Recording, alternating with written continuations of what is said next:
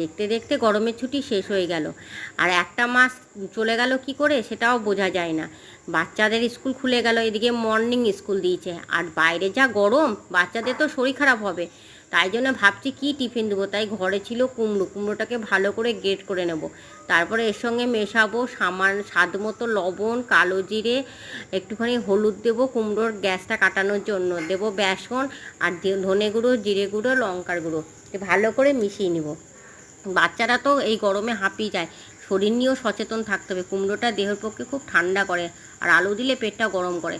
তাই এটা আমি সরু চুকলির মতো হালকা তেল দিয়ে চারিদিকে যাতে উঠে যায়, সরু চুকলির মতো কড়াইয়ে দিয়ে দেবো।